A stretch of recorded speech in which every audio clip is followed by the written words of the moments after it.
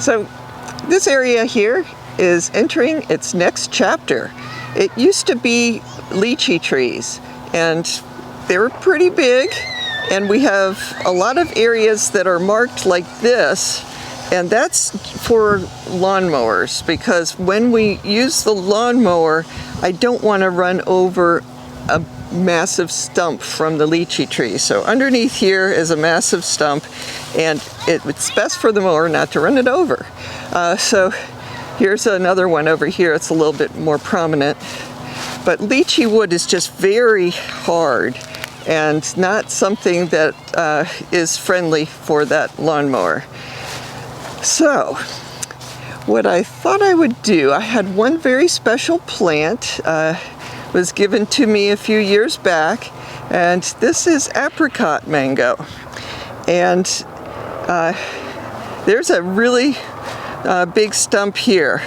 It's up about, I'd say 10 inches above the surrounding ground.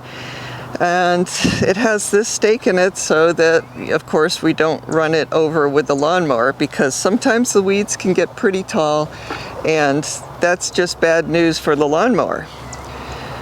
So what I did was I dug down here until I got to the root, and that wasn't very far. There was like this much soil on top of a root that was about this size.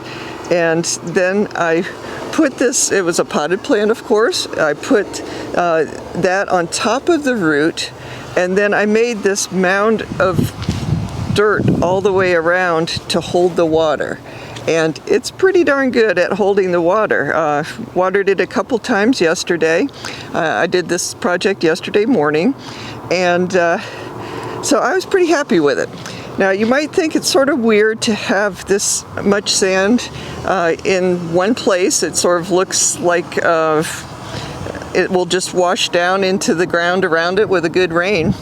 But the whole idea for this area is to eventually have sand dumped, all over this area, from old lychee stump to old lychee stump, and as far up as we can go, so we can actually use this more easily for planting mango trees and other tropical fruit trees. Lola thinks this is a wonderful idea to have this nice fresh sand to lay on, but hopefully sometime soon she'll have a whole lot of nice fresh sand to lay on. But I thought that as long as I had this one to sort of take special care of, I have to water it with buckets of water because we don't have a hose right now that reaches down to this area. So as long as I'm here taking care of this plant, why not put another one next to this other stump over here? So that's today's project. So I have this very big plant for a very small pot. So something had to happen. I either needed to put it into probably a 7-gallon pot or plant it in the ground. So I thought, what the heck, I'll put it in the ground, and it should work out pretty nicely. This stump is really high up, so once this gets growing, it will be able to really clearly define this area as a problem. The stakes don't really stay vertical reliably, and so this, once it gets rooted in, should do it. This is actually a lemon zest seedling, and what I've done is already harvested a scion from it, and so right now it can just start being happy here. So as with the other case, we've got a lot of roots down here, and I've got soil, peat moss, and water. Peat moss because this is just sand in here, so that will help hold the water, and we'll just see how it goes.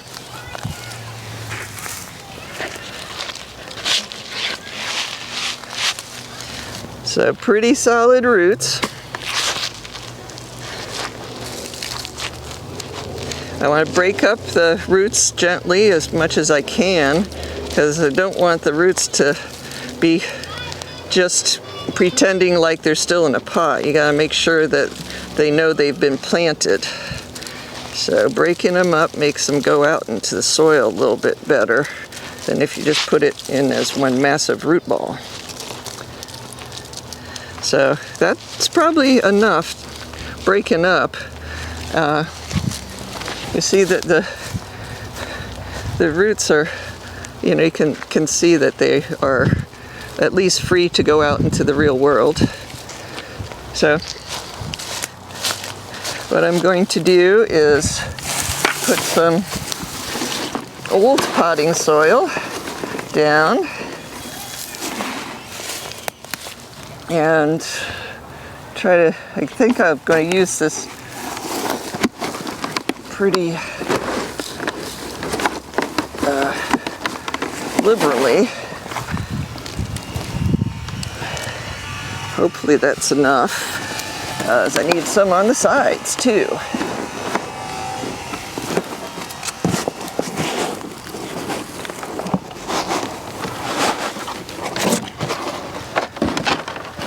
Okay, so I've got my peat moss, so that will mix.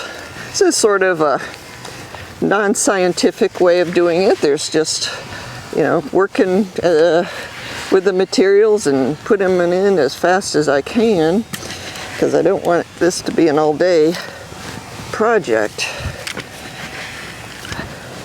But, you know, the new peat moss is going to be pretty effective at holding the moisture.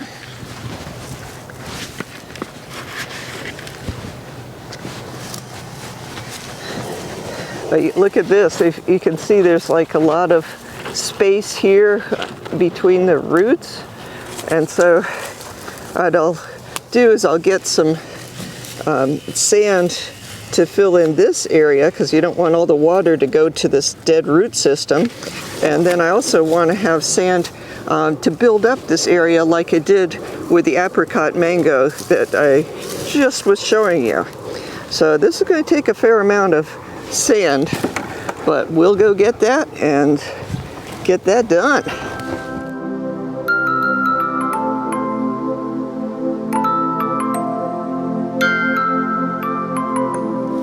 So hopefully this is going to be enough sand.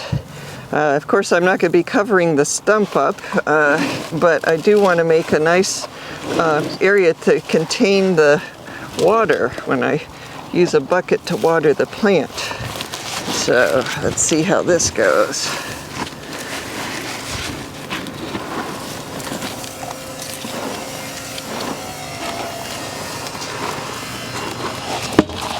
Now, I really don't mind the grass and weeds and stuff, because that's what's here anyway.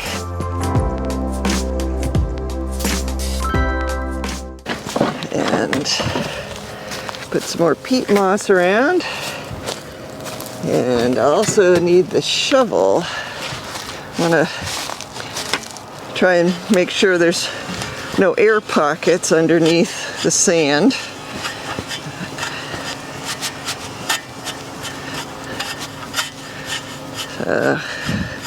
Seems pretty good. Oh, there's a root. So put a little peat moss in here.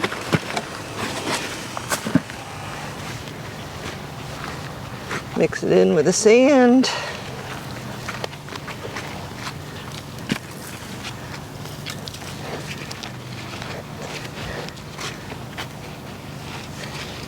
And then I want to make a containment kind of thing here with the sand. Move that around, make a, what do they call it, funnel cake or whatever.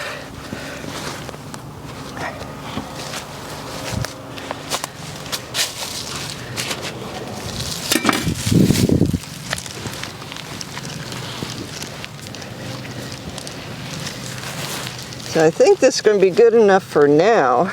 I'll have to watch it though, because there's a tendency for these piles like this to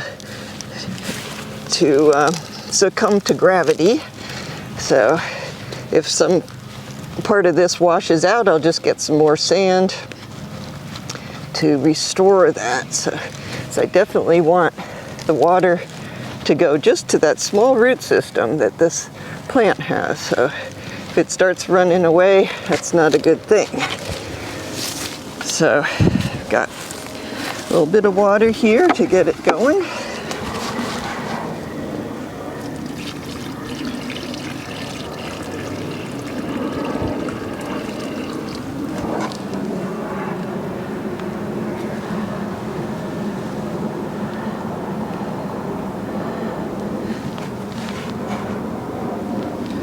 I'll give it another dose and call it done for now.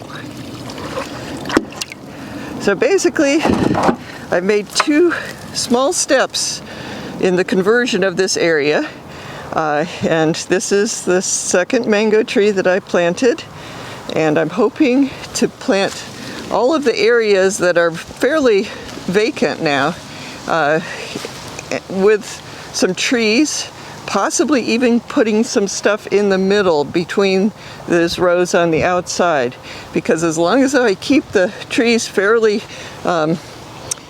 trimmed, you know, like not too wide especially, I could get another whole row, or at least different plantings of other trees in the middle.